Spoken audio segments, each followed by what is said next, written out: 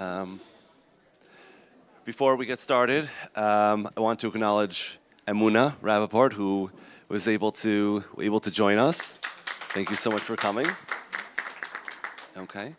Um, okay. So when we were trying to decide on an idea for the panel, we thought to maybe do something a little bit different, and we thought that we would talk about, along our 8-year journey now at Machon Vir, we would talk about the idea of working with more complex clients and looking back on those 8 years, what we wish we would have known more about going in. And each of us chose one topic to talk about, of the many that we could possibly talk about, and the process of growth for us, what we've learned, and how we were able to implement new ideas and new skills into our work. Shmuel, would you like to start us off?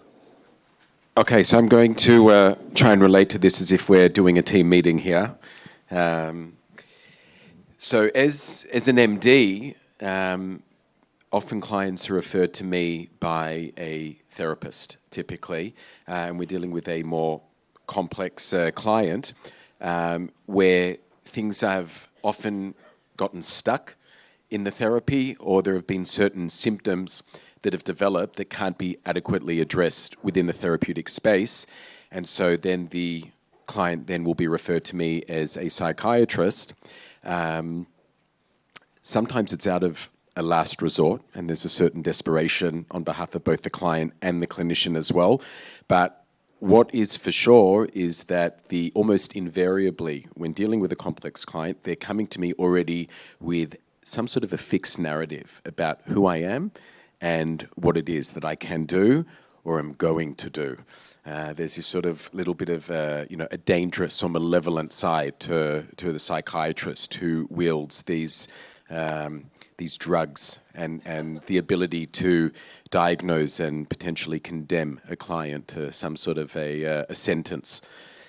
So that can be tricky because they turn up to my office with potentially a whole range of different emotional states, and I haven't even opened my mouth yet. I'm just and sometimes you can. It's obvious for sure, and sometimes you can already sense it even when they're sitting in the waiting room, which has been mentioned before. I think Chevy mentioned this during her presentation in terms of there's almost like these antennae that complex clients have, and they can pick up on certain things. It's like a hypermentalization, I think we talk about, where they feel the energy in the room, and so you can also pick up on this. So when they come into my room with this narrative and with a range of different emotional states, which might be fear, sometimes it might be excitement or even relief.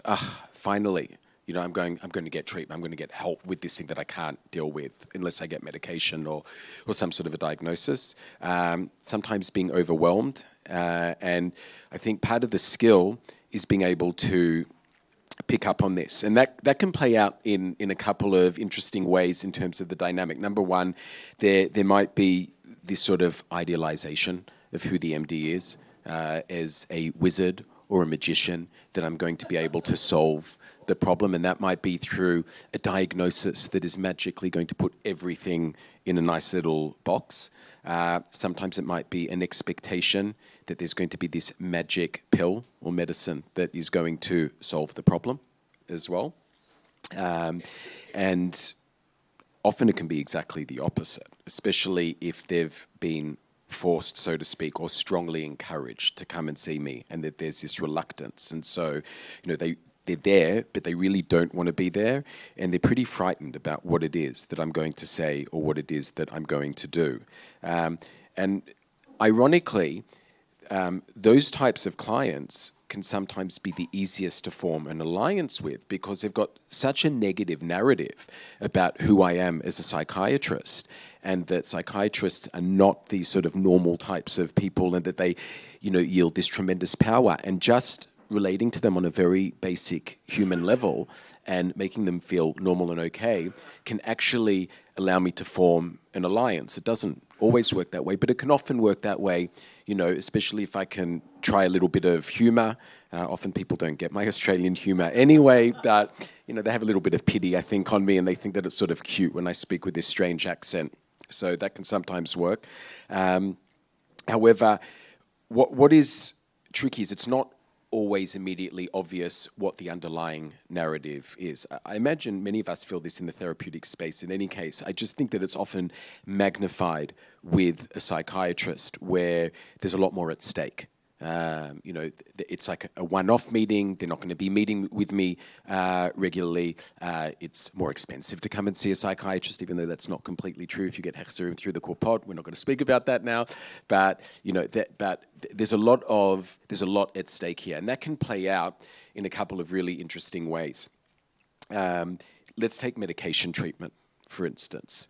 Somebody who's coming in with this great expectation that there's going to be this magic pill and is almost primed for that to happen. So I will issue them with the golden piece of paper that is the prescription, and they'll go and get it, and it will be like almost immediately they start feeling better. They start taking the medication, and it's like within days already of taking Cipralex, like they feel great.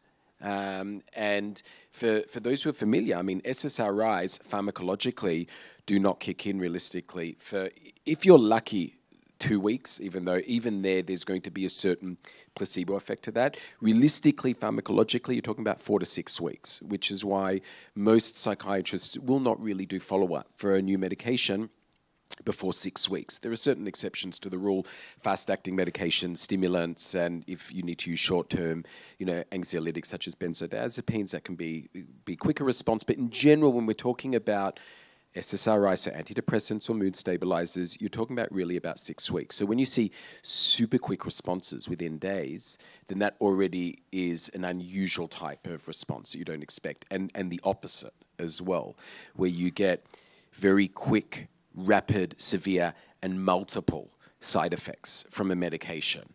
Like literally, if you went through the list that's on the drug company leaflet, they've literally got everything because, of course, they've gone through the leaflet and they've got everything and they've made sure that they've got everything. Or even, psychologically, like there's a lot at stake here and a lot at risk. And so understanding this narrative and this dynamic and how it can change and dependent on how they're perceiving themselves, how they're perceiving me, how they're perceiving their referring clinician, and understanding the importance of collaborating very closely with the therapist, and that it really is a joint effort and keeping in close contact and following up with that. These are all key skills and fundamental knowledge that I wish that I would have had from the very beginning. And unfortunately, like most of us, experience is the best teacher, and you often have to learn the hard way. And, what is it? Mitalmidai mikulam. We learn the most from our students. In this case, I think we learn the most from our clients. And so, yeah, they're things that halavai I had from the beginning of my practice. Shmuel, what do you think what have you learned over the years to implement? And, is there a way to address this from the get-go? I think, like I sort of ended up, experience really is the best teacher. I think, if I had, an MD who was coming to me and saying, right, I want to go into working with complex clients, what would you recommend? The best thing I would say is close collaboration with external clinicians. I think the challenge that we have as doctors, especially going through the training in the public system, is that there's a very clear established hierarchy within the public system. That's certainly true in Israel, where the doctors sit on top of that, and then you've got the psychologists and the social workers, and that's not so helpful going out of that team environment. You can be fooled into thinking, well, I don't need to be in touch with anyone. My role fundamentally is just diagnose and dispense. Dispense medication and dispense to the patient. And I'll see them, in 6 months' time. And I don't have time really to be in touch with the referring clinician. Let them deal with it, and I'll see them in 6 months' time. That's a disaster for complex clients. It's really, really key to have good collaboration and good communication between the clinical members of the team. Which is something that we try to do a lot. I guess I'm hearing you talk about your experience. I'm just wondering if there's a way that you have to address that the transferential issues that come up that impact the way medication is experienced that you're experienced, or if that's something that you're saying is when there's close collaboration with the therapist sort of takes on that role in some way? That's a great point. I don't think, for someone who's working with complex clients, and I think that this has come up in a lot of the lectures, the issue of transference and countertransference is key, and being aware of that, even as a psychiatrist who's not necessarily involved in the day-to-day therapy or the week-to-week therapy, but being aware of some of my own countertransferences and what comes up is key in being able to treat these clients and how that plays into medication treatment. I mean, sometimes, I started smiling when you were saying this, Tzachi, how it plays into medication treatment, because sometimes I'm going to punish this patient. They're really annoying me. I'm going to put them on Zyprexa. Yeah, I'm going to sedate them. Really bad. Okay, and give them a few side effects that are like real side effects, not just the ones written on the leaflet, yeah, but they actually happen. Being aware of that, and also, definitely I would like to believe that that's somehow mitigated for in team collaboration, but also with the good, even if it's not, say, within a closely working team, even with external clinicians where they can they feel that they've got a good enough communication with me and to say, not sure Zyprexa is working so well with this client. Like, maybe we should be reconsidering in terms of how it is that we treat. But, I'd like to believe that I don't ever treat that way. It's a little bit tongue-in-cheek. But the point being aware of our own countertransference as clinicians, and that definitely applies to psychiatrists as well.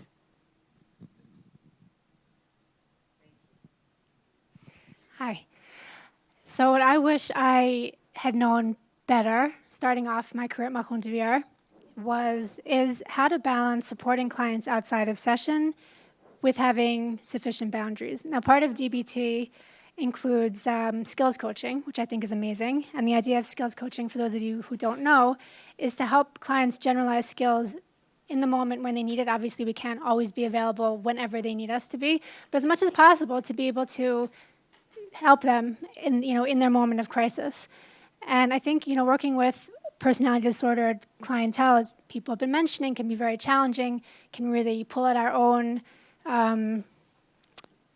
stuff, our own compassion, and they bring other things up in us besides compassion sometimes, obviously.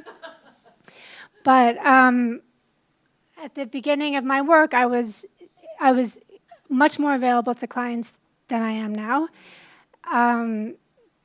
Both, I think I've learned that it's not sustainable. There's clients I was speaking to daily for too long. I know Shmuel didn't approve ever of that.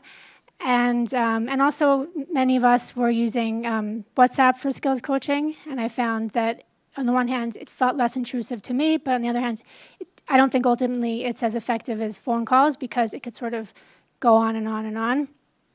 And so what I've learned is to be very clear about what outside of session contact looks like, to try to make it clear what we're doing together when we speak. And I can't, as much as a part of me wants to be a friend to them or wants to provide support. I had many clients calling me who are just simply lonely or, just emotionally struggling a lot. And it's very hard to cut a phone call short in those types of situations. But what I've seen over time is that clients who I was in touch with in a very regular and extensive way weren't necessarily getting better. And I think, if anything, I was potentially encouraging dependence. It's not good for them if I'm their friend. They need to have real friends, in their lives. And so, again, I want to still be a support to them. I want to be available outside of sessions, but there's nobody I speak to regularly anymore, and I'm very clear about what, like I said, contact looks like and what the purpose of it is. And sometimes people reach out for skills coaching and they're not really interested in anything that I have to offer. And so then that's something that obviously has to be addressed in therapy. So these are some of the challenges that we deal with as DBT clinicians. And I've certainly learned a lot over my time working with this population in this regard. So are there any principles that you keep in mind, or is is there any way that you introduce the idea of skills coaching to clients in a way that makes it clear what it's for, what your limits are, what boundaries are and how they work? And I would imagine also that a concern that comes up sometimes for some people, I don't know if this was the case with you, of not wanting to make them feel bad or feel rejected. Right. And so how... Yeah, so that's the balance that I think needs to be, found. We definitely contract up front, just within our own paperwork, we have guidelines of what inter-session contact looks like. So we go over that. But it's much more complex than, we could talk in advance to what the contact looks like, but in the moment when people call and they're in crisis and they don't want to get off the phone, and many times clients do feel rejected when you say, you give them some suggestions and you acknowledge what they're going through and you try to provide some support, and then you say you need to end the phone call. Oftentimes there is a feeling of rejection. And I think also as a therapist, we need to learn how to tolerate that ourselves, because the alternative, again, is these phone calls that last forever and ultimately, encouraging dependence, which isn't, what we want. So I don't know if I answered your question, but yeah. So one thing that I'm hearing you saying is radical acceptance in ourselves that the client might feel bad, might feel rejected, and that's okay, in a sense. Right. You mentioned also the initial paperwork and sort of like, an official sort of guidelines for what skills coaching is and how it works. I'm curious though, in your experience, rather than beyond just like having a paper that they look at, Mm-hmm. is there something that guides you in terms of how you communicate to them in person, having a conversation about it? What's been your experience with that? Well, I think the paperwork starts the conversation. But I think it's also something that happens to me. There's no one, whatever. I have one client who potentially could be one of those clients calling all the time, and I've dealt with that currently, but I think it sort of has to be dealt with as the treatment goes on, and perhaps like readdressed unless we really get to a space where we have an understanding of what contact outside of session is going to look like. Got it. So it's an ongoing conversation. Definitely. Yeah.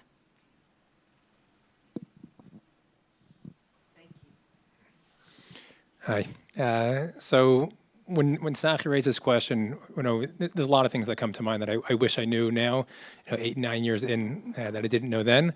But one of them, and maybe this speaks to what Shmuel was saying as well, is, I guess in technical terms, the idea of self-other representations within the therapeutic work. So it's sort of borrowed from object relations therapy, what roles are being played out within the therapeutic space. And I was thinking about it from a DBT standpoint. We try to balance acceptance and change. That's one of those core dialectical sort of standpoints of accepting where the client's at, accepting who they are, where they are, and at the same time looking to help facilitate change within the presentation. And that can be tricky. It can be tricky on both ends. It can be tricky to accept the presentation, and it can be tricky to help advocate for change. When I think about this idea of sort of self-other representations or dyads that play out in the room, and where I think it could be helpful is when there's clients that are coming in that are rageful and raging not at somebody outside the room, but raging at me in the room. And that can be really tough because, on the one hand, it's not personal, right? This didn't start with me. It's not really about me, unless, of course, it is, and I've made a fundamental error. Oftentimes, it's not. And at the same time, like Heather was mentioning, I think Shmuel was mentioning as well, it can really pull a person in. And there can be really strong countertransference and a way of personalizing it where I can't be as effective as I could have been otherwise. And I think being able to identify what those templates are that the client's coming in with, having taken a really thorough history of the client, and being able to appreciate the roles that they've sort of internalized and what's playing out in the room with me, whether it's through projective identification or there's some sort of something's being thrown on me and I'm sort of being baited into playing, and being able to accept that this is where the client is at. So instead of getting, again, roped into it and becoming defensive in any way or any sort of counter transference reaction that would be ineffective or overly giving and overly apologetic for things that I haven't necessarily done wrong, and it's not helpful for me to apologize or it's more helpful to just sit in the space. I think Chevy was presenting, be able to contain the emotion, accept that this is some sort of thing that's playing out between me and the client, and that's okay. And I can sort of stand separate from it, be mindful of it, and be able to still engage effectively. There's a clinician, Hannah Levison, who has a great book on brief dynamic therapy. She takes an interpersonal perspective. And one of the things that she writes is getting roped in is actually unavoidable. You're going to get roped in, and that's okay, and that's also part of the process. So that's kind of a freeing idea. And it's also important to recognize what I'm being roped into. What are the sort of underlying needs that we spoke about a little in the schema presentation? How can I be most effective, in the space? So would you say that there's something, having gone through this learning process, would you say that there's something different about your experience in the room now? Or is it just that you've over the years learned the skills to be able to respond differently? That's a good question. Probably both. I'd like to think that I'm a little bit more calm in the room when it comes up, a little bit more grounded. I feel more confident. So the insight itself is helpful, and being able to utilize the skills, like Chevy also was mentioning in her presentation, as a clinician, being able to use the DBT skills that are helpful for emotion regulation when being in those challenging situations. I want to take it in a slightly different direction, but maybe you can talk about the role of supervision in developing those skills and being able to now sit in the room and to be able to work through that and where you are now compared to where you were when you first started off, and how supervision has played a role in being able to develop those resources. Yeah, so supervision has been super helpful. Tzachi is actually my supervisor. So a lot of times it'll be about trying to conceptualize things, trying to understand what's going on, what's being played out. Tzachi is also quite familiar with schema work, so that's been really helpful in terms of being able to identify what those dynamics are. And then also looking internally to see what it might be that I need in the room in order to be, again, as effective as I can be. What's coming up for me? I mean, this is classic supervision that everybody here can relate to, hopefully. But what's coming up for me in the room when dealing with these really difficult clients, when I am avoiding something, or I'm colluding or enabling the client to continue being avoidant. I'm thinking about somebody, Tzachi, that we worked together on, where there was a lot of anger that was coming out in the room, and really, really sharp and difficult. And Tzachi's continued support and encouragement to challenge it, or to sit with it, to bring it up, not to sort of sidestep it, but to be able to sit with it, stay with it, and to use it as a growing experience. So definitely, that's been very helpful. I think I'll add to that, just because I very much relate to what you're saying about that counter-transferal reaction. I think us working in a team also has been tremendously helpful, because knowing that you don't have to deal with the rage alone. That you've got a set of peers that you can vent to and you can talk about. And you get that validation that it's not about you, or that the difficult feedback delivered very gently and empathically, that it actually is you. Both of those things are really important. But I think that work in terms of complex clients, working as a team, I think has been really helpful for us. In terms of what I wish I would have known, looking back, is how to balance the multiple agendas that are happening in the room at once. And what I mean is that a client will come in and at the intake session or Shamshi consultation session, they'll tell you a little bit about what's going on and the difficulties that bring them to session. And they'll tell you about intrusive thoughts that they're having and difficulties in relationships, and suicidal ideation and depressive tendencies. And so as a therapist, you take this all in and you build a conceptualization in your mind, and you're like, okay, great, let's help you with this. Let's make a treatment plan, and let's target these things, and here's how we're going to do it, and here's what we're going to do, because this is what you want, right? This is what you come in with. That's automatically where we go very often, understandably. And what we often don't take into account is all the reasons that the client has for maintaining the status quo exactly as it is. Right, and that's something that's so easy for us to lose sight of. Number one. Number two, there are times where we can both agree, us and the client, on what the problem is, and in our mind, in my mind, the solution is one thing, but in their mind, the solution is something else, right? So intrusive thoughts, right? So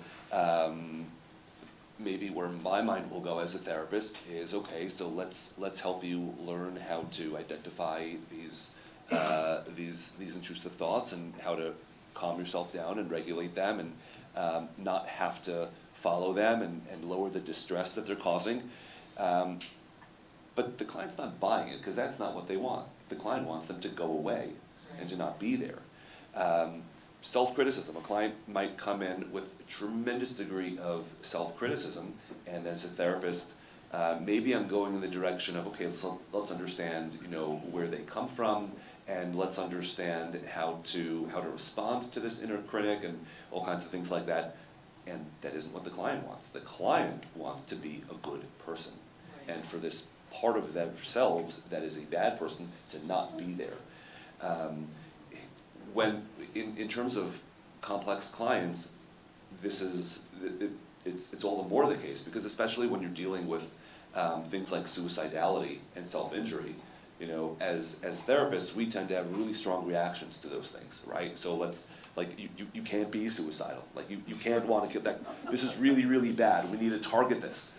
And I think learning how to navigate that within myself, and learning how to identify the other agenda that exists in the room beyond mine, and to be able to be more flexible, has been really, really important.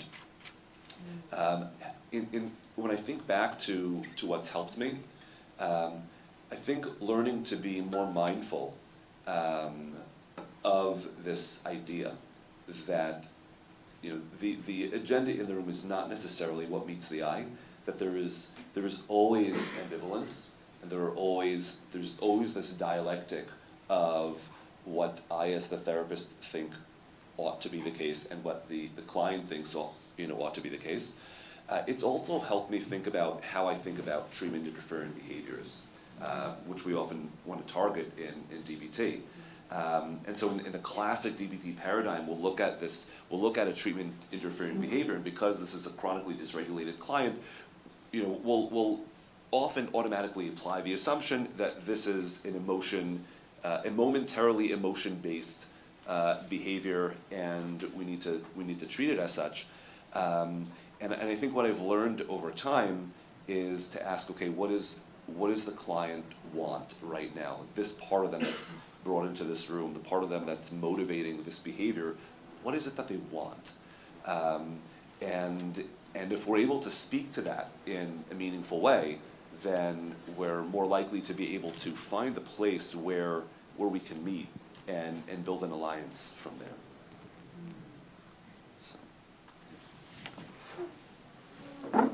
So I want to ask about one specific point that you mentioned regarding suicidality and managing that within a therapeutic space.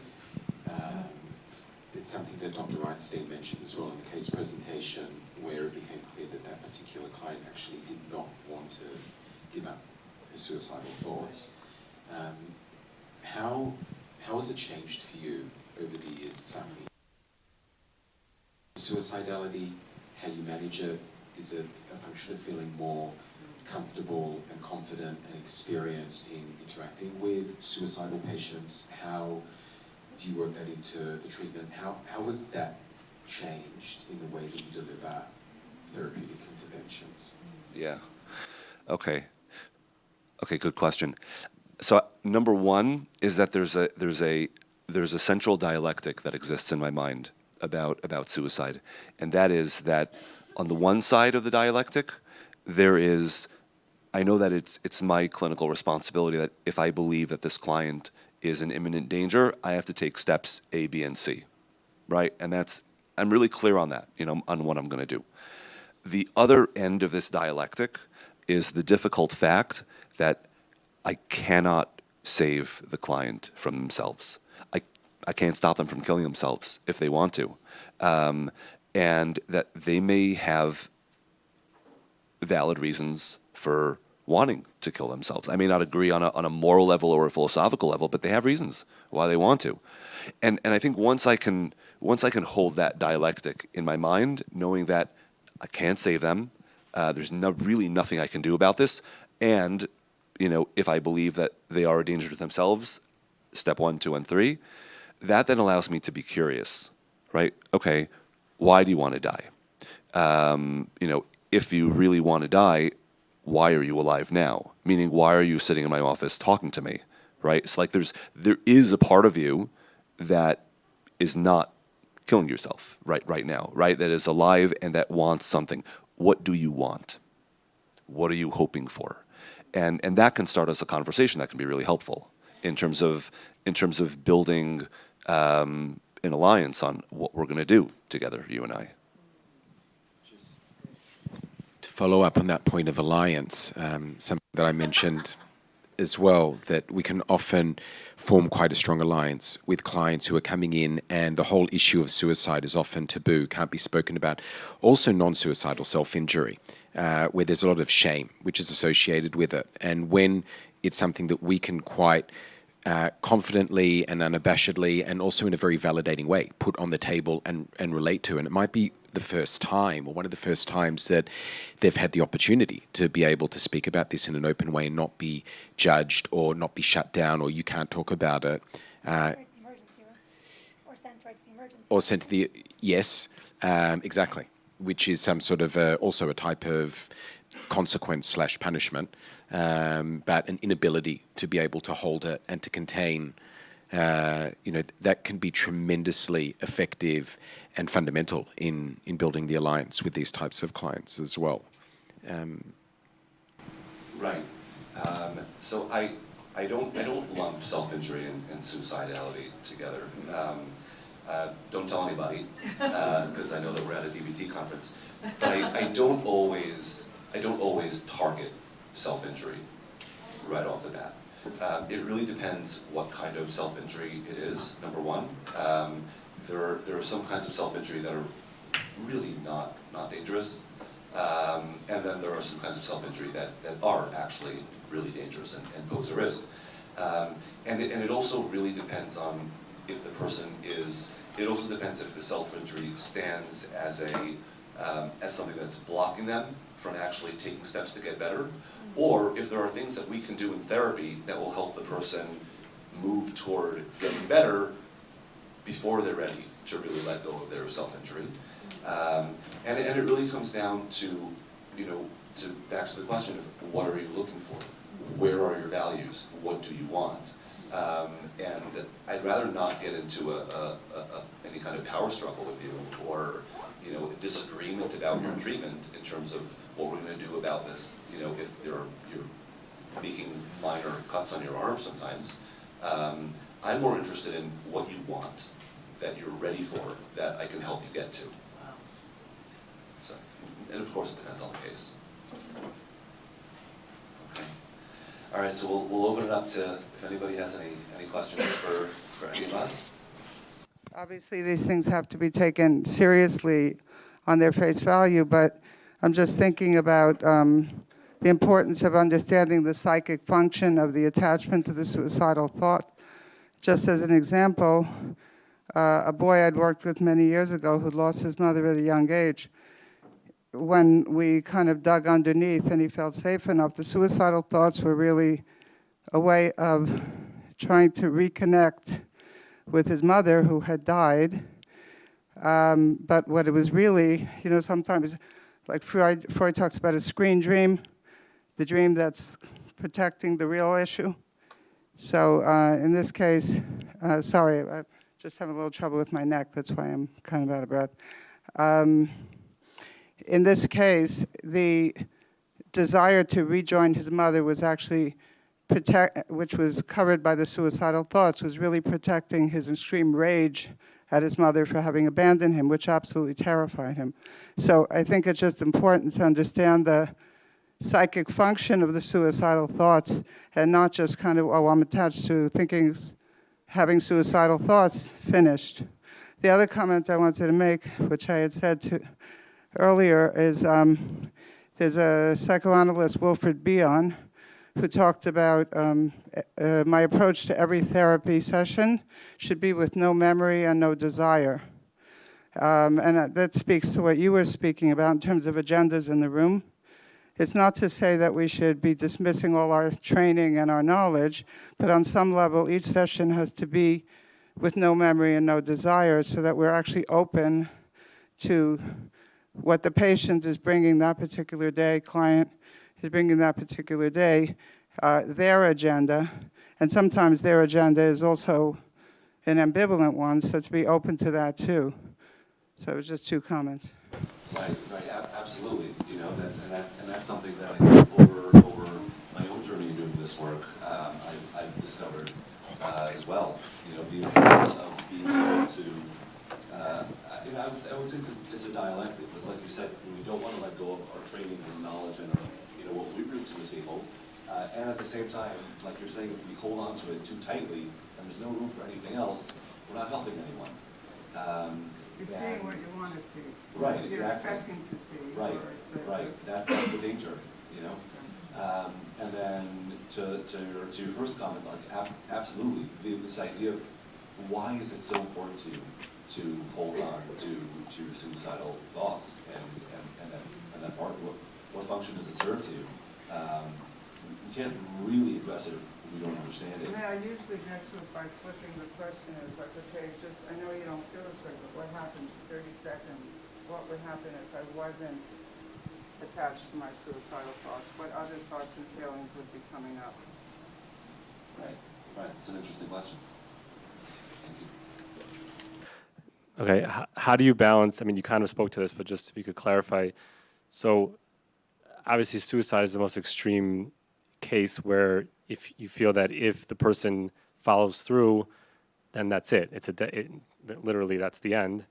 But I guess just more broadly, you know, dealing with addiction or self-destructive behaviors in general, you know, finding that dialectic between validation, but there's always that concern in the back of your mind, like, well, I don't want to validate, you know, someone's a heroin addict, so then he's going to go and shoot up and, right, so how do you, I guess with suicide specifically, but just in general, how do you hold that balance? Right. Good question. Okay. All right, so let's go to heroin for a second, right? So personally, you know, I don't think doing heroin is a great idea. But clearly there's a reason why you're doing it, right? You didn't just wake up one morning and say, you know what I want to do today? That's not how this started, right? Tell me about what this means for you, right? And if you're coming in and talking about how you want to stop, what's that been like for you? Like there are these two sides to these two wants that exist at the same time: the want to stop and the want to keep going. Let's talk about that. And so I draw personally a lot from motivational interviewing, and they talk a lot about talking about the ambivalence and the degree to which the person is motivated to change versus the degree to which the person is motivated to stay the same. And I can think back to a couple times where we've started down the road of therapy in terms of like working on something, and it's not going anywhere, and we get to the conclusion of like, okay, you're telling me that you want to change this. I believe you, you know, you're telling the truth, and at the same time, you also want something else. Let's put this on the side for a second and talk about what else you want. And maybe we'll switch what we're working on in therapy for a while, or we'll just spend some time talking about the ambivalence until the person is ready to move in a certain direction. And in terms of suicide, there's always a part of it. If a person is sitting in the office and they're coming because they want therapy, not because somebody was like, oh, you're suicidal, go there. There is likely a part of it that doesn't really want to die, but rather wants something else related to it. And the question is, what is that thing? I guess when you are in that state where you're trying to understand, and if you're not trying to understand the desire to kill themselves, you're validating that. So validating doesn't mean agreeing, right? I'm understanding. You are understandable as a person, right? You don't do stupid things.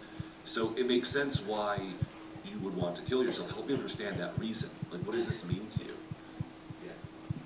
I think what's really important in DBT is that we hold on to this dialectic of acceptance and change. So on the one hand, you want to accept and validate and understand why they have suicidal thoughts, why they might want to kill themselves.